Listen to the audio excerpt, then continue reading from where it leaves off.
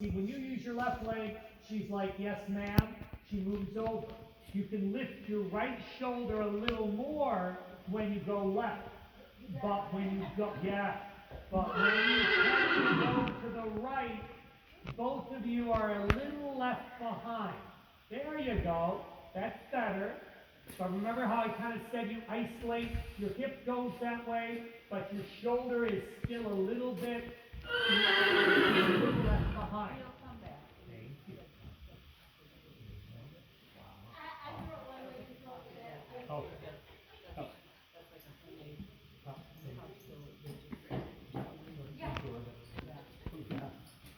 Good. Now let your hip move forward and back. So I usually can tell what leads somebody's on right away with their hip or what leg is walking behind. So if I move my hip flat, it feels like it really wants to go fast. right. So I would stretch up with your spine. Okay. All right. So the speed is not what you want to encourage, but you want your right hip to keep moving because like your butt cheek is always, your butt's always hanging off to the left. They all see it. So you want to make where your buttocks, the crack is in the middle of the saddle, and there, like that. There you're more even. So we don't want her to try forward. So see how much movement you have right there in your hip. You don't want it, in a sense, waddle left to right. You want somebody to be like pulling your belt buckle have something to and eat? pulling you No, a I got a little bit videotape. forward, but not so much Okay. left to right. Like that's quite elegant right there. Now let her change rein across the diagonal.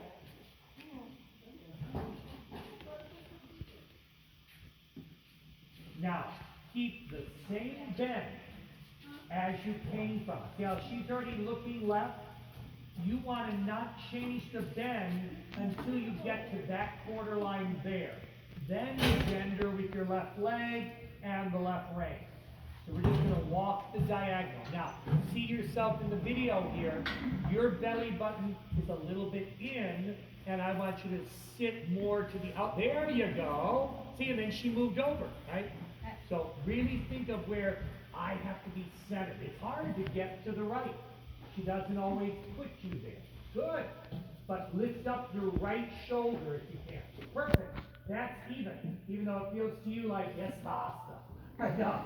But you tend to bring your left shoulder up like that. Think of your right shoulder up, or if you want to think of your left shoulder down. But you want to be as symmetrical as you can. Good. Now, turn on the second quarter line and just ride the straight line. If she starts to get faster or moves her head a lot, I want you to squeeze your elbow in and get taller. Good. See, you have a good feel of keeping her frame. But when she's a little fussy, see how she's fussy in the bridle? Now stretch up and squeeze your elbow in. There, yeah. So don't go to your hand to, fix your face. Go to your body. And you're like saying, wait for me, focus on this. But when you fix it in the bridle, they almost overcompensate. Right. And I think some of her mouthiness is trying to fix her because she's so round in the bridle, she gets a little hypersensitive in the jaw. This is great. Now slowly start to step to the right, and you're going to let her just yield, side pass, but think your shoulders go over. Very good, yes. Very good. But when your shoulders went over, your right shoulder dropped down. So for you, think of lifting like somebody's under your right hip and moving you up. So think up, then sideways. Good. That was better. And even if she brings her head up a little bit, don't go to tweak the rein at all. Just think, I'm going with you, and relax the hand that she's moving away from. So the reward is always the inside hand. The stabilizing, steady, active hand, if you would, is the outside hand. Do one more first, just straight. But this is a great one because she really can video you. And you'll see. Now think, lift my right shoulder. Perfect. You're parallel to the ground. Very good. Now shoulders both go to the right. Yes, but not too quickly. Yeah, almost higher than you did it. But it was much more parallel. I didn't feel, I joke, I hope you don't have scoliosis, but every one of us collapses one side of our body. And so when she starts to move over, there's a moment we get left behind, and it's usually, we notice it in the shoulder of the rider. So you're almost better to be like the leader in the dance. Lead before she does. So lean to the wall and lift up your right shoulder. Good. And if she gets quick, just supple, barely with your right elbow at your side. Okay, now we're going to go quarter line to quarter line. We're going to make the arena skinnier, but we're going to change range. So think of what I said. On the diagonal, you keep the same bend all the way until you get to the other diagonal. Okay, to the other quarter line. So you're going to keep her looking left, and you go, say, toward P or F, and she doesn't look right at all. If she drifts to the right, you use your outside aid, your right rein, right leg. Very good. Very good. You sit back to keep her straight. Now when you get to that quarter line, now start to bend her right, and don't return to the track. Turn right on the quarter line. Yeah. We're going to do the same pattern over here. So you don't always have to go to the wall. So now we're going to go quarter line to quarter line, making our arena skinnier, but this is the side you lose the bend. So when you come across the diagonal, keep her looking right, even though you feel like she's going to drift to the left. That's to force you to use your outside thigh, calf, add a little bit of the whip. Good. And you stay seated to the right a little more, because you're telling her to leg go to the left. So, finance, left knee, keep it on. Very good. Now you change your bend, quarter line. Oh, I forgot about quarter line, sorry. I know. You're doing, what is it, that Dixie lesson. I know. Still, I'm not a morning person. No, I thought you were going to say I'm not a moron. I'm not a morning. I thought you were telling me Dixie was a moron. I'm not a moron like her. She's over here. She doesn't hear it. Good. See, there you have the left bend. You're really tall, parallel to the ground. Good. And then you slowly change the flexion right, and then you let go of the left. So you don't give on one without taking the other one first. So it's always a feedback loop of give and take. You don't drop and then grab the other. Okay. When you're ready, you're going to pick up your trot or jog and do the same pattern. You can rise or, oh, well, you don't rise, but if you can sit it, but lean toward that way. Because here, both you and she, you want to change the bend because she keeps coming toward me. Think of your thigh master. Lean to the right. Because she leans to the left. That's very straight. Good. Good with your hands staying down. Now think of like dribbling a volleyball in your stomach. Keep the rhythm. I have to tell people. Nice round stomach for that. Yeah, we all have it. Don't worry. After 40, we all have. I don't know nothing about birth and no baby, but it's gone coming up. But let it dribble the volleyball down, down, down. Good. So you kept the left hand, quarter line. Now stretch up, elbows in. Yeah. So when you want to go straight, tighten your core with your elbow. One more time. That's beautiful right there. Now, she wants to drift left. Centrifugal force and all makes them want to go sideways. Keep both hands slightly to the right. To the right, yes. Good, good. Now you change the flexion. Very good. See, you're very smooth to the left. I lied. I'm going to make you do one more to the right. Now, when you go to that second diagonal, I want you to put her on that quarter line over there in a little shoulder form. So her front end is going to be looking to the right. So where your knockers look is where her chest looks. So turn toward A with your chest. A, toward the middle. There you go. Keep turning, keep turning.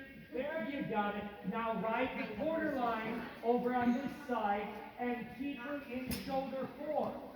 So you keep your hips straight ahead, but your torso sternum looks right. Yes, very good. But don't let her leg yield, yeah, because she kind of collapsed up. So you gotta keep your right shoulder up. If you drop your right shoulder, that's very good. Keep going past me. She's great at her angle. You can get a head tilt like most people. Good. Let her change range. Now I let her, oh, I have a little bit, hey, are you trying to dump her? There you go. All right. Now let her head go a little bit lower. So we're gonna lengthen. The lengthening trot is what we call it. But it's a lengthening of frame as well as strut. So she has like a freaky big stretch. I want you to do another change of range. And I want you to push her a little bit. You can put both whips on her, but let your belly bounce with her and put like the grocery bag on the table. Give your hands forward. Keep your hands forward toward her. Now bounce your boobage. I know. What else do I say? Yeah, bounce, bounce, bounce. Yes. Yeah. Then you get the bounce in your body. Okay? Now you tighten up your core and she waits for you. So you don't have to pull back. You get like a ragdoll look, and then the horse feels freer. One more, and I know you don't do this often in your test, but it's that feel. There you go. Now just stretch up your chin to make like an neck. Stay tall in your chin area. Very good. And then elbow in to bring her back. Now, once you let them go forward like that, now go straight on the rail, and I want you to compress the stride. Make her more like an accordion. Tighten your elbow and less bounce in all of your body. Taller. Good. Good. And then relax your hand and see if she can like sustain that. So you say, wait for me, and then you test the water. See if self-carriage is there. Very good. One more time alongside, and then we'll let you rest. Yeah, you have good control of your core. A lot of people, you're very tall. It's just your lateral where you tend to tip a little. Very even. Good. Now elbow in, stretch up as if you're going to walk, and then you relax your arm. So you have to let go. If I learned anything watching Michael Barristone years ago at Freedom Bowl, he told one rider you have to pull, but you can't pull until you give.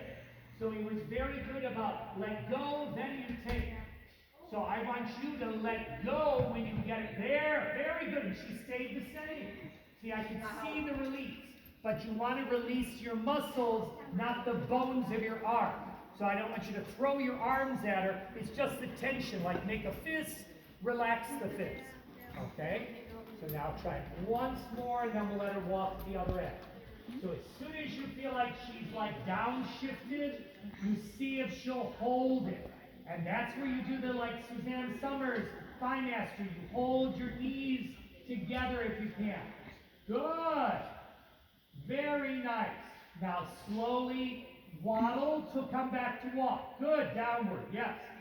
So you always want to like open up the stride before you compress the stride. All right? I always think lengthen, then I collect. Janet Foy, the big vice president, her big phrase for USDF is everything has the opposite. So like when you collect, there's extension. When you extend, there's collection. So you need to think, I do the opposite before I go to what I want to do. Then the horse finds the extremes, okay? You'll see people freely like want to collect, and they're just shortening. And it makes them like erratic, and up, down, up, down, up, down. You want their back to stretch, then you want them to come back. Exactly. That was very good, yep. Yeah, she was very good. And you can kind of learn different things from every breed. Like years ago, I said I was a working student for Bev, but I was also a working student for Franz Rakawanski, the head of the Spanish riding school. And he had all these Lipizans and Lusitanos, and I was like, I hate all these. None of them lengthen. But he showed me how to make them lengthen, and I wound up getting Deuce, the one Grand Prix horse that George Williams had, that he couldn't get to do anything. They had done him between the pillars at Temple Farm so much. He would do Lavans and Caprioles, and I was like, he doesn't go forward. I mean, I had holes in my wall above the top. above the top, with me on it. I was like, I've never been that high. I mean, I jumped 5'6" at one point, but I was like, this is nuts. So when we told him to go, he would just lobotomy and kick out. So I had to figure out how to get him to go forward. So I had to like do truck pulls, which was not a lipizzan thing at all. But he wound up 1991, 92, the only lipizzan in history to win Grand Prix Horse of the Year. That was Deuce, the one I saw. Yeah. But he was at Temple Gardens, and they couldn't even get him to go. So I'm bragging, but I'm just saying, I learned from that little freaky breed. Like yours is a big go-forward horse, and you want to get where she can flex up her stride. So the lipizzans didn't have what she had, the big stride. They had the short, choppy, up, down, up, down. So they tended to do short strides, and then they learned to lengthen. You needed to learn to open up your stride and do a little more, because she's already gifted at that, and then collect her. So, you don't want, especially since you can't really post on her, you want to give her a moment of go forward, lengthen, and then you tell her to come back in her stride. Now, with that said, it's the same idea when you canter. The first step of canter, when they come back to trot, is their biggest trot step. So, a lot of horses learn to lengthen from cantering, trot, you need to figure out how to make her do shorter strides and more even strides from allowing her to like be the supporting, go forward, come back. Now, with that said, we're gonna do the canter. The moment she comes back from canter, they've been reaching with their hind leg. So the moment they canter, they wanna lengthen their trot. So what you can do to make them let she can up, sit down and not watch pull their and take face all back, this, you know, but here's make people her taking cross lessons. over This is, the you know, where moment you she can comes back. start You to make her learn where use her this all legs goes. to cross to told her collect. to think she's Okay? such a lesson. Yeah, so she's not charging and surging forward. I always like imagine like Superman jumping off a building. She has that kind of a stride, reaching and going. You gotta make her like shorten up. So in the canter, you wanna go canter, lengthen, and the moment she comes back, you say cross over. Then she'll start to go slower and shorten her stride. So when you come down in canter, or low, I want you to make her either leg heel out or leg heel in. So give her an open door and then push her in the open door with your leg. Or you open the door on the outside and you push her with your inner thigh, inner leg gaze. Okay? But don't think slow down right away. Right. Alright? That's That's what what, happens when I don't have enough legs. yeah, exactly. Forward. Right, right. So when you're trying to keep it, think more sideways than keep going. When they start to go sideways, they hear your leg. So if a horse doesn't canter for me when my outside leg comes back, you see people like canter harder, or like George Morris was like, hit him with the whip. And I was like, all right, that works too. But then I just kick him with the inside leg, and he's like, wow, you really have a strong leg. And I barely had to move my leg back. If they didn't listen to this aid, I added an aid. But That's what's nice about her, she feels Settled, subtlety. I yeah, don't have to exactly. have strong right, legs. right. And some people have to like add, and so people add to what they're doing. Like, I kick, oh, it didn't work, I'm gonna kick harder. You want to add an aid, not change the aid that you're doing. So I wanted to learn, this means canter, this means canter. Like I was picking on Owen, like, he needs to come off my leg. If he doesn't come off my leg, I'm tapping him with the whip on his shoulder. But I don't want to change my aid further back because I mess up something else. So for you, when you're cantering, if she starts to feel like she's losing it, you don't have leg to tell her to keep going. So you add something else. You swing your hip, or you touch her with the whip on the shoulder or on the inside. Because that's what she's doing, is kind of falling in, and then she's braking by falling in. But if you make her put her weight on her outside set of wheels, then this frees up that inside. So just like the canter part, we said leg heel down, your leg was back, and then like Lisa Wilcox said, just leg heel to it. Like probably 30 years ago, when I started, we used to canter the horse by kicking the inside shoulder. Do you remember that? I never did that. Oh, no, that was. Outside leg at the girth, outside Yeah, leg no, behind the it girth. was is what not I always outside did. leg back, and even George Morris was like, oh, you remember that? And so, yeah, not as old as you, but we used to like kick the shoulder.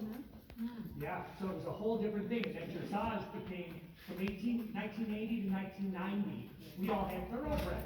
The thoroughbred horse of the year was 90% thoroughbred in Yeah, USDA we in don't need to do 1980. a lot of that kind of By kicking. 1990, it was 80% warm blood, so we had that whole warm blood invasion. And we were also used to outside leg back, and when they didn't go, we kicked them harder. But then the warm blood came in, and they said, just add your inside leg. And then later on, they, in Germany, used to just bring the inside leg kick. So this was your left lead, right lead. Totally different, you know? But you see how they used to jump backwards too, you know? Yeah. Yeah, so everybody has a different thing, but we got where we didn't overbend the horse, we let him fall in. Well, and that's when, I mean, kind of working towards being able to do any changes. Right. I haven't figured out how I'm gonna teach that with not really. Well, I had a lady, I had to teach changes, having- and she had no leg below the knee. Yeah. So we had to teach the horse to listen to the thigh. If her leg went back, her opposite hip had to do that. So she had to figure out how to use her hip, but I had to teach the horse how to canter from no knee down on both sides.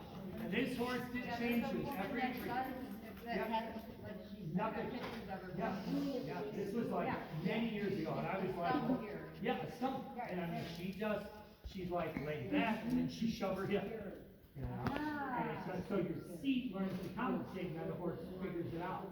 But at first, you know, I was like trying to hit him with the whip and doing all this stuff, but I get him used to the voice command, yep.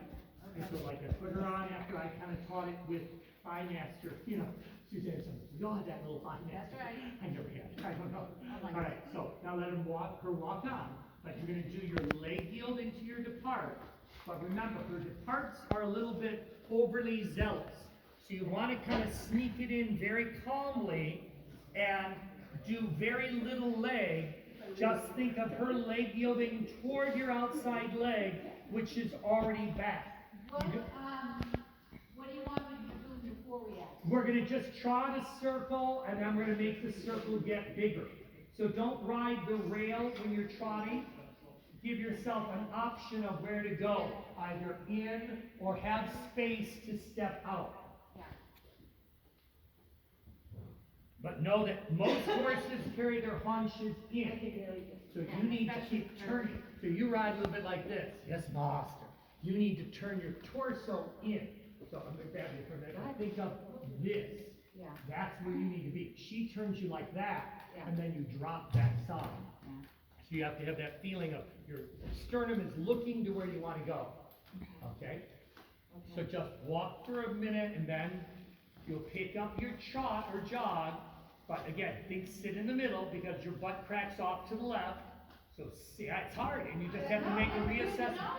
Yeah, I always fart off to the left too. Too much information. But Sorry, I'm more right. yeah, you're more right. Okay. Clearly, right? Yeah, I'll teach you how to fart left. That's why we have all these beams here.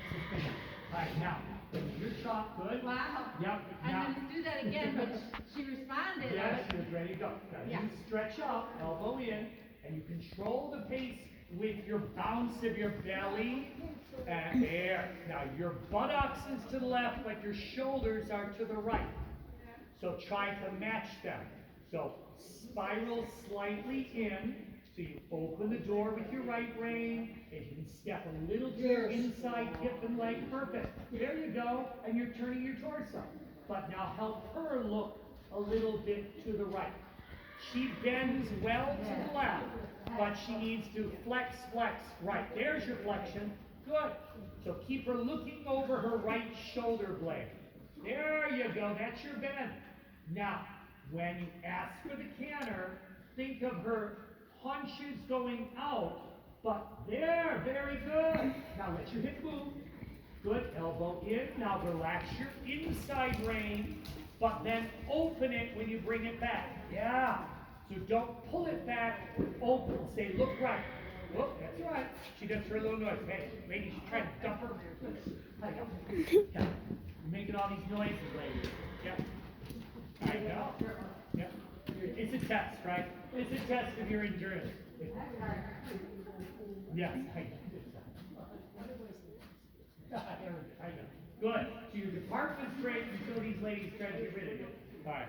But keep that leg heel. Now, good. So if she's a little overly zealous, you'll see yourself in the video. You were leaning to the right. So go back to your trot with your hand down, and as soon as you trot, whoa, yep, and try to move her a little sideways. Good. So leg heeled out, her butt goes out there. Now relax your hand down. So try not to pull back when you say C-A-N-T-E-R. Yeah, this way, yeah. Yeah. Oh, okay. Good, that's right. It might not have been planned, but, so, first, once her butt steps out, open the rein and then let go. Yep, easy. She's just using it. Yeah, she's just hearing the noise. There you go. Now think, let go with both hands. Now step in as you're, very good, very subtle. Keep your hip moving. So whether she's fast or slow, polish this out. Right here. Yeah, and then when she's quick, throw her away for a moment with your inside, and your slowing down rein is your outside half halt. Good. Now you're going to come back to the jog, and you're going to step down and lean out. Lean to the rail. Good. Very good. See, and then you gave with your hand. The key is to give and then tell her where to go. You don't want to keep pulling back in the up or the down. So transition is release. You want to push the elevator button, then let go, and let it get to whatever floor you want. All right, now change direction within the trot. She is so fancy. My goodness. There's your rhythm. Now, she'll want to get a little freaky big with the one leg when you go this direction. So when you go left, keep your left rein. We want her right front to reach. So her left front is, yep, good. Did you mean to ask for that? It was good if you did. I just didn't know you were going to do it. Good. Relax the inside hand, but when you take it back, move your left hip and open your left rein. Good. Now go straight ahead, but keep your hands in front of you. If she's quick, elbows in.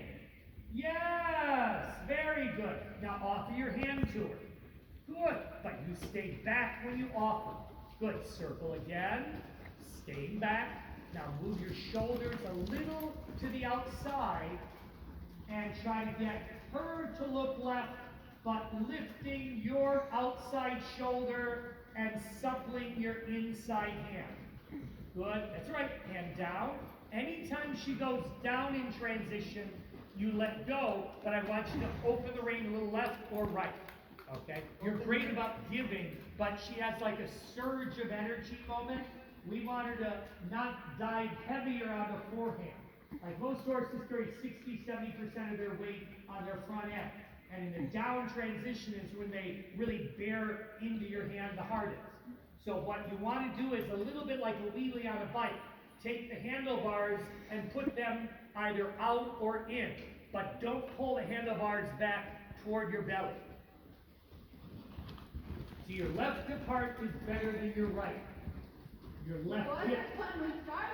Yeah, there you go. Good. Now keep your hand in front of you. Now plan your downward, but think I'm going to move my hands 1 or 2 inches either right or left.